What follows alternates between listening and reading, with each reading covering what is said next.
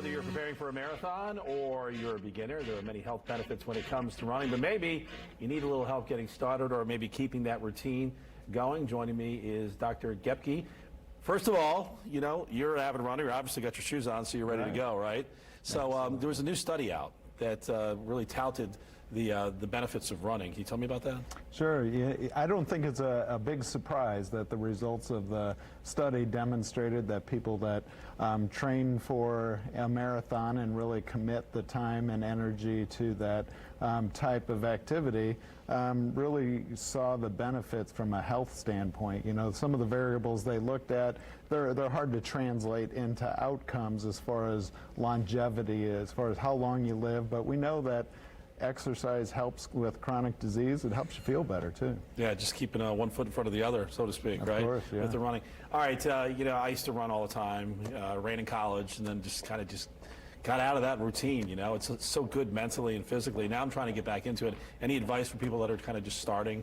Right. You know, one of the things that we think about and talk about in sports medicine is you don't want to do too much too soon. You know, we think too much too soon, too far too fast. That's a sure way to end up with overuse type injuries, and ultimately that's what drives people away from continuing any particular activity. And try a variety of things.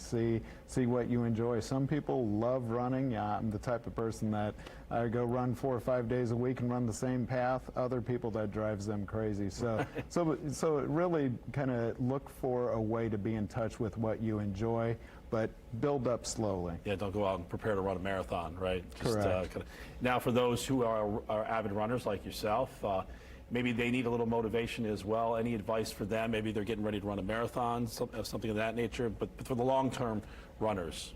Right. So you have to think about this incrementally. Getting into, especially if you're a first-time runner and you're looking to train for some type of event, it makes a lot of sense to look for ways to maintain accountability, have people that are going to be training with you and counting on you to show up for that training session. Think about increasing your mileage slowly, and don't try to modify multiple factors at the same time. Make sure that you choose your footwear well.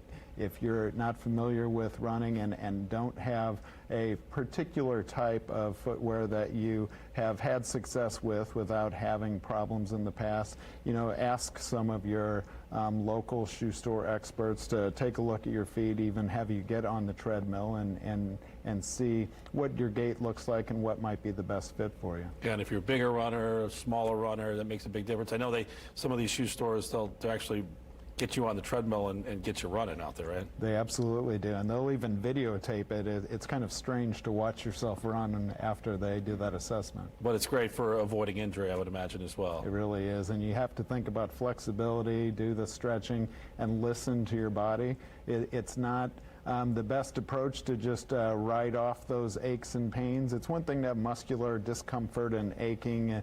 It's another thing to have pain that's escalating, and especially if it's kind of pain that's keeping you from being able to continue exercising. Well, the one thing I love about it, you can do it anywhere, which is great. Just take your running shoes if you're traveling and get out and about. Dr. Gebke, thank you so much for coming in, offering some advice. Get out there and run, folks. It's good for you, Nessa.